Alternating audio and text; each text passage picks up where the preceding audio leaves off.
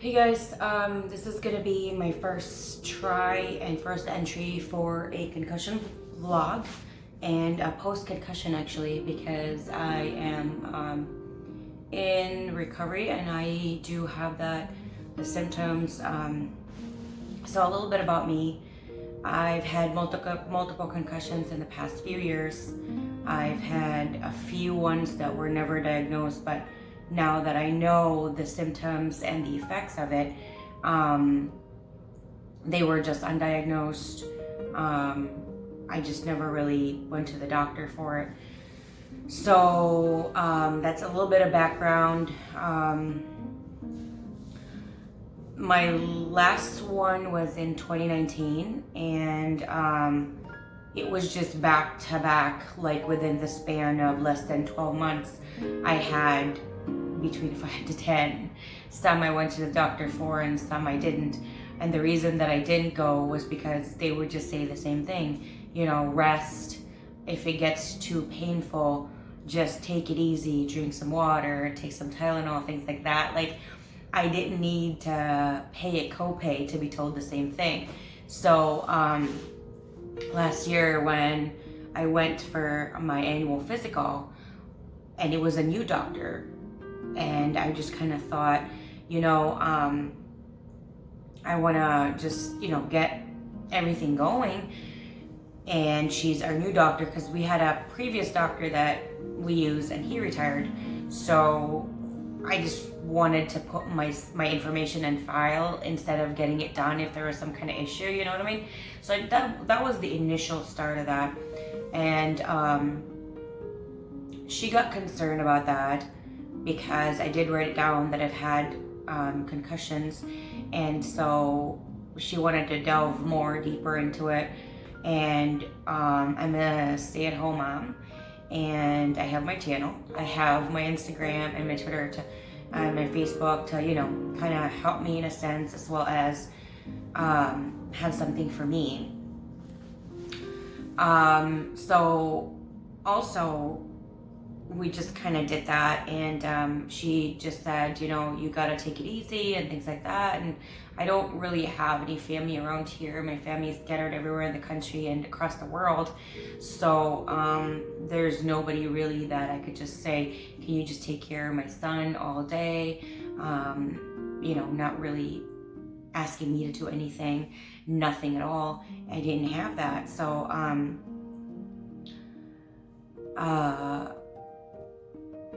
at some point, my son, became between the ages of 1 year to 2 year old. They start to walk and run and things like that, and it was kind of harder for me to keep up. And there were days that were just kind of hard for me as well. I took my husband, and my doctor had to talk to my husband because he would just have a reason and say things like, well, I work X amount of hours a week, I'm tired, blah, blah, blah, blah, blah, blah. I wake up at 7 in the morning and I go to bed, it depends on the day, between 8:30 to 11.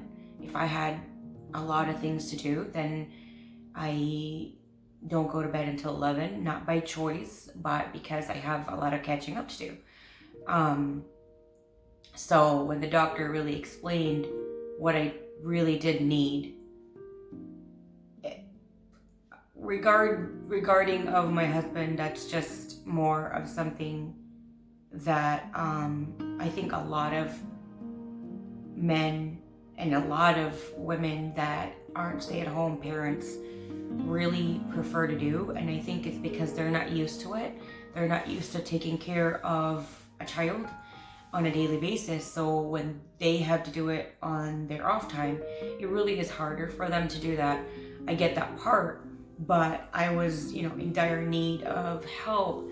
And so when my doctor really expressed that and told him, like, I'm not gonna get better, I'm just gonna get worse, and the probability of me having more accidents is probably going to be high due to the fact that no one is there to help me. And then on certain days I will forget. So my current daily life, I wake up around 7:30 in the morning. I get extremely tired at 7:30 at night, 7:30 to 8 o'clock.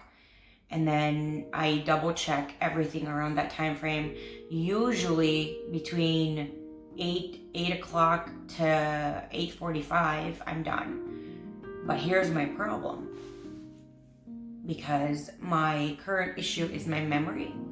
I have amnesia. I have my worst thing is my short-term memory loss. I have some spotty long-term memory loss that I can't remember. These are memories that span on until, even in childhood. I would just go in a room because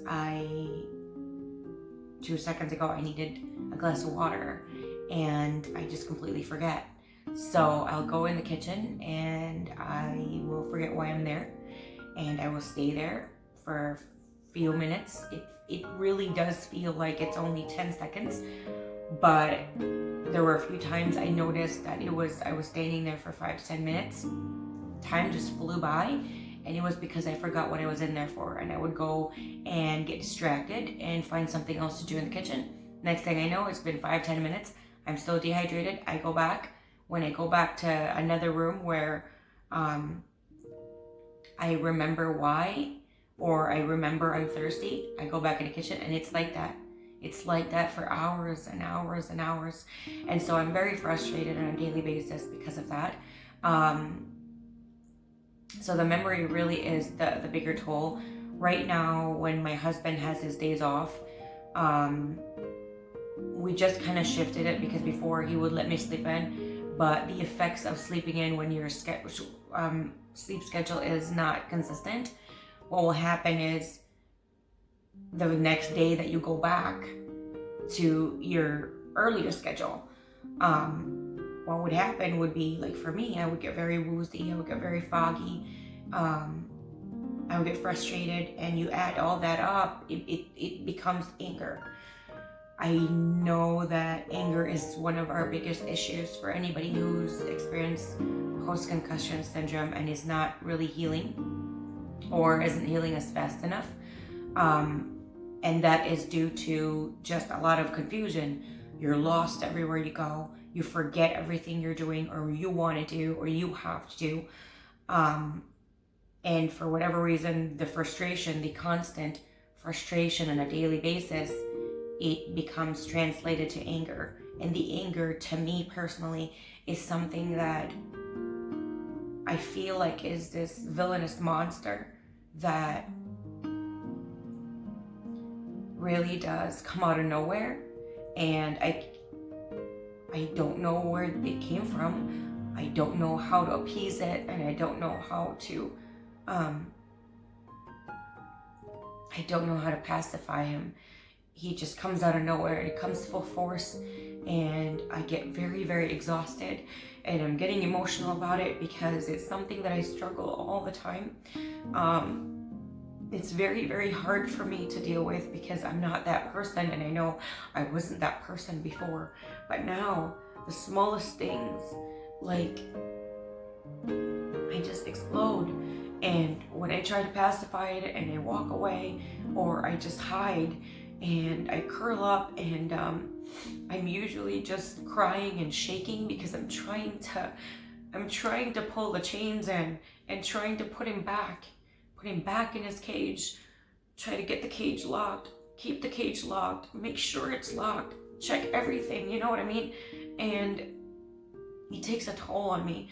Sometimes the toll is hours, sometimes it's days, a lot of times it's actually days, sometimes it's a week. And before I get even a little bit better from that, something pops up. And so to me, I live in a merry-go-round that is like a nightmare merry-go-round where it's not voluntary. And I just wanted to share this because I know I'm not alone, and not a lot of people understand, and I'm sure it's hard on loved ones, and as well, because you get to see your family member go through something like this, and there is really nothing you can do. The only thing you can do is just be there, just be a lot more patient, a lot more observant on what their triggers are, and just try to avoid them. I know it's difficult, I know it's hard, but you know what? My daily struggles and people like me is very, very hard. This is the hardest thing I've ever done. And there's just nothing. I've been through different medications and they just don't work. And so I'm not really the type of person that turned into medication. I don't like it. I don't like how sometimes you get dependent on it, and when you're off it, like, it's even worse. Or they one of my doctors prescribed me some anti-anxiety because I have anxiety now. That's another side effect. And yesterday I really felt like I was going into a hole of depression, like I just couldn't crawl out. But so they prescribed me this anti-anxiety medication, and they said let's give it like a few days or something like that, or a week or something like that, and if nothing happens, let's just double it. And I was going to the doctor, I think once a week or something like that, and I would dread going there. I would just literally shake. I would get so scared to go. There's just this amount of fear of going and having to do the tests that they asked me to do, like the memories, like the concussion thing. They just want to see if I'm improving and things like that, and they always say that I am. It's a very slow improvement and healing, but it's there, so they're very, very hopeful, and it makes me feel great. But the previous day or two before I have to go, those 2 days feel like hell on earth. Like, I feel like I'm in pain everywhere. I just struggle so hard. And we had to build the medication so high. It was 4 times the initial. I just got really, really scared. And so I just stopped cold turkey. And what I did was I'm sorry, I'm trying not to have a meltdown or anything, but I did cold turkey. I think around the same time too that I stopped, it was due to that I got pregnant, and I think they also said something like it could be dangerous, so I just stopped. But the hormones when you're pregnant, it gives you like this euphoric feel, and I was happy every day. I was just so happy and giddy, and I wasn't anxious anymore, and it was just like, it was amazing. And then one day I lost my pregnancy, and it just, the physical pain was insane.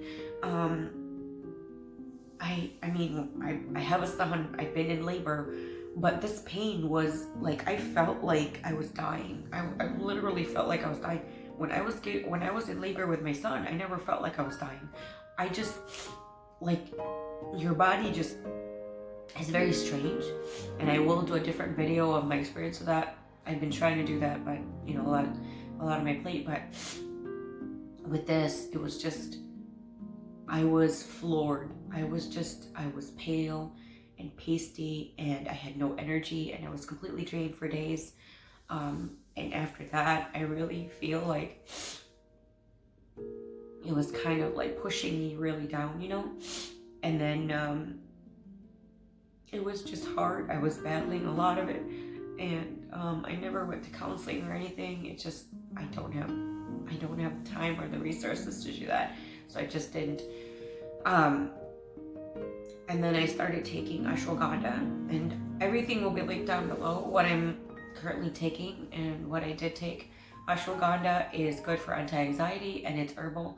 The problem is, if you are a woman and you might get pregnant, or you are pregnant, it can cause a miscarriage. So I recently stopped taking that, just in case, but I just recently found out about it. So during the times that I had my miscarriage, and I really wasn't having any interest in getting pregnant at the time. It was a surprise, actually.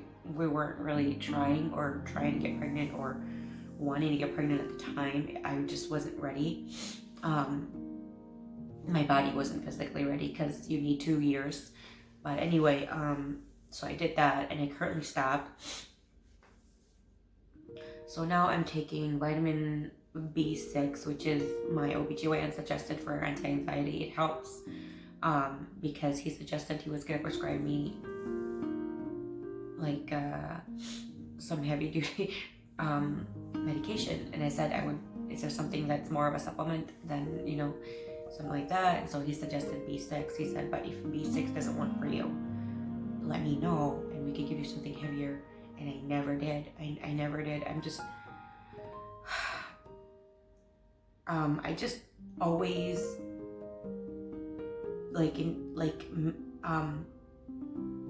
subconsciously try to stay away from heavy duty prescription medication as much as possible. It's just my personal preference. I just don't like it. And so I never did, but my other doctor prescribed me something similar anyway, but they said it's better than Zoloft and some kind of medication. Excuse me. However, when I would forget to take it, I would be shaking of fury and anger for nothing. So I got really scared when that happened, and I just stopped. Currently now I'm taking vitamin B6 and vitamin B12. I've been taking the liquid for a few weeks now. It helps a lot. It's the first thing I do when I wake up. Before, it used to be the first thing I do when I wake up is I go get my son. Now I check him on the monitor when I wake up. I go take the vitamin B12. It's in a liquid form, and you put it under your tongue for 30 seconds, and then you swallow that. So I do that. I go get him. I drink 1 cup of coffee, and I don't use the traditional drip or Keurig. I have an espresso. You can look at it in my channel. I did a review on that. So the Nespresso, because it's technically an espresso, you get about 1/3 of the caffeine from a regular cup of coffee. And to me, that's okay, because if I do a regular cup of coffee, I have massive headaches, insane headaches. So I just shy away from that. If I need a little bit more boost of energy, I get more of the liquid vitamin B12. I recently started taking vitamin B12 as well in a tablet format. And after about a week or so taking it, I kind of noticed that I still need more. So today actually is the first time that I'm doubling my dose. And again, everything is going to be down below, because I know this is very difficult, and I'm a part of a few, very, very few, because there's only very few support groups on Facebook. And I want to keep this vlog for me to remember. So I'm hoping, in a year from now, I'm way past this, and I'm way better. But for right now, I'm really struggling. I have a test coming up on Tuesday. I have other tests coming up too, and I think it's a total of 7-8 tests. I only have 3 scheduled. 2 I'm on the waiting list. One is going to be sent in the mail that I have to call because it's a different facility, but for whatever reason they can't tell me on the phone. They have to give it to me. I don't know what I don't know. I really don't know. And so I have to do that. And then after all those tests, I have to go to therapy so that they can do the anybody who's post-head trauma, post-concussion, you know what it is. But for people that don't, it's the so what they do really, when you look at it, it looks kind of strange, because they'll just say something like follow my finger and do things like that. or they'll ask you to just focus on something and then look away. I think that's what I don't even remember, and this was only months ago. And that's your therapy. And after, I am just so depleted. I feel like a failure so many days because my son is growing up and he gets to see this. He gets to see his mom break down. He gets to see his mom just irate for nothing. And it's so frustrating and so humiliating, and it's just dehumanizing. And I feel like I'm failing him, I'm failing myself, I'm failing my husband. I just feel like I'm failing all together. Like, I do not recognize myself anymore. And I applied for Social Security because last year we have like FSA, so that we could do like medical and things like that. And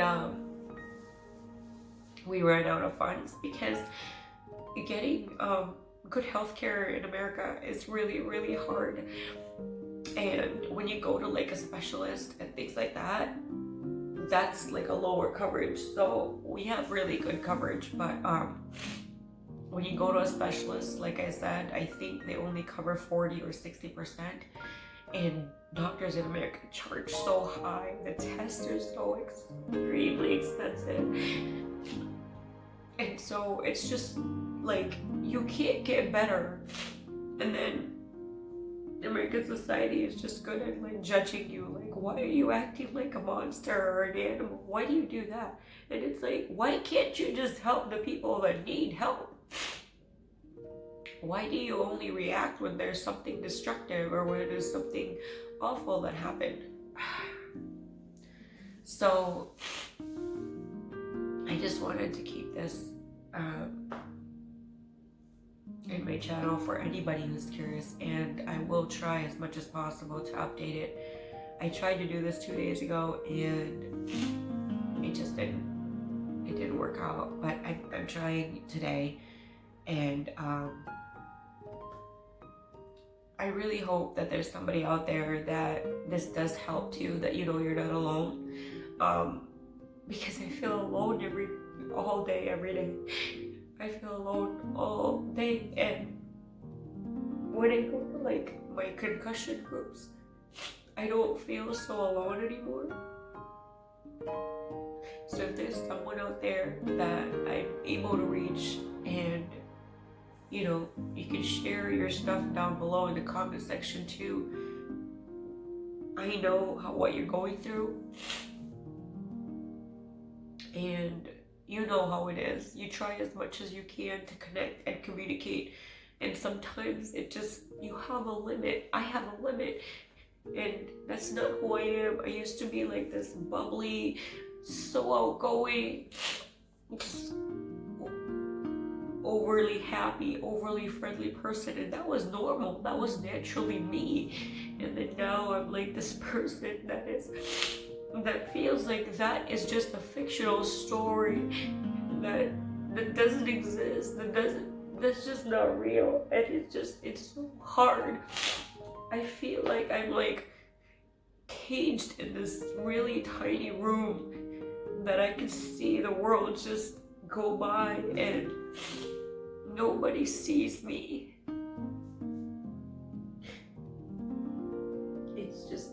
It's just hard. Again, I'll try to update my progress and things like that, but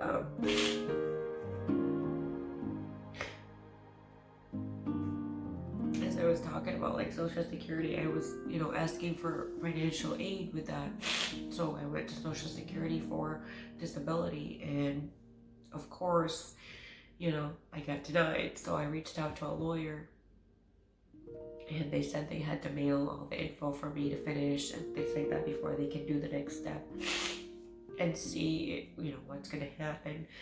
I just want to get better, and I know there's so many people out there that are going through the same struggles as me. So I will definitely update you guys as much as I can. But from everywhere that I've read, it just kind of feels like the system the American system is very, very unfair, and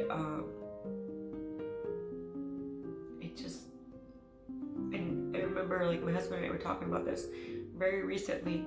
We were talking about like, you know, the prison system and the crimes in this country, and he was suggesting like sometimes you just can't rehabilitate people, and maybe we should just build an island and stick them there, you know, so that they could actually get real focus and not be distracted by oh, there might be a possibility that we could escape because the real world is like only a mile away, you know, things like that. And then I remember I was telling him, I think what would be best is that when you see bad behavior from a 5-year-old, or 2 years before a person hurts somebody else or does some horrific crime, I think we should have the system, the government system, take that person in and say, okay, let's assess you and let's try and guide you and encourage you to a better path. And he said, I completely agree 100%, but America is more about making money in all these, you know, private sectors. The prison system making a lot of money, corruption with the judges and the politicians making their money. Nobody really cares about your everyday person that is struggling and needs help, and they snap and they do something horrible, and then they just keep going, I don't know what happened. You know what happened.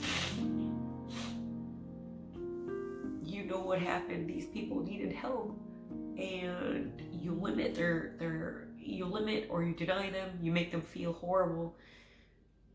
I mean, I don't know. That's how I feel. So anyway, I didn't think it was gonna be this long of an entry, but my memory is really bad, and I wanted to just remember this. I'm really hoping a year from now, or 2 years from now, or God knows, I'm gonna watch this and I have joy in myself again, and say, oh my God, that was how I was, and now I'm better. And that is just my goal. For anybody out there that wants to reach out to me, just so you know, it's not easy. I try as much as possible to respond to all your comments, so let me know down below. I hope you enjoyed my share, my vlog, that you're gonna hit the like button if you haven't yet subscribed, because I will try and update my post-concussion journey, and share my struggles and all that, even if it's just, you know, a 5-minute entry here and there. I try as much as I can every day, and anybody there who's ever had head trauma, especially concussions, you know the daily struggle is. So just keep your chin up, do your best, no matter how hard it is. It's hard, and I know it's hard. I know it's hard, but I think it's better when we like encourage each other and support each other. I think that's better for like overall for all of us. So, and thank you so much for all of the wonderful comments and personal messages or direct messages that I get, or emails, you know. Thank you so much for all of that. It really does warm my heart. It really does push me more, you know. It does help. So if you don't know anybody in my situation, or you do know people in my situation, you can do that too. Just reach out and just say, I'm here. Just because they reject you or you feel rejected, it has nothing to do with you. It's them. And just imagine that they're just scared because of everything.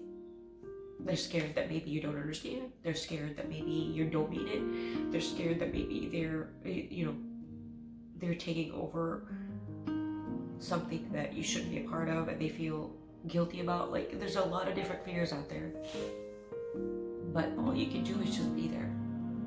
You know, just be there for your loved ones, anybody you know, because, oh my God, very little helps. You don't have to push. If you feel like they need the push, then maybe a little, but don't do too much, because it's scary. It's the fear takes over your body. The fear takes over your life. So just be very, very patient. And before I forget, in case you're wondering what I'm taking right now, I don't take any medication, just supplements, and it has helped me a lot, and they're all going to be down below. Any questions, suggestions, advice, you just want to connect and interact, it's all down below in the description section as well. If you want to chit chat in the comment section, please do that. Anybody who's down or they feel like they got nobody, just be there. I check it. I can't remember to check it every day, but I check it at least a few times in a week. So if you don't hear from me within 24 hours, because I don't get notified, you should hear from me within 7 days. And I know it's kind of hard, but just try. Just try your best and just keep watching my video, knowing that there's someone else out there, not just you struggling on a daily basis. Because I feel like when I read other people's stories, and I don't feel so alone anymore, and that's why I'm doing this. Because I want other people out there to know they're not alone. So thank you so much for watching my post-concussion journey vlog, and the next ones are just gonna be updates, or it's gonna be like it's really gonna be a vlog. So thanks guys, thank you for all the beautiful words and the positive vibes and the words of encouragement and all the love. Thank you so much. I appreciate them all.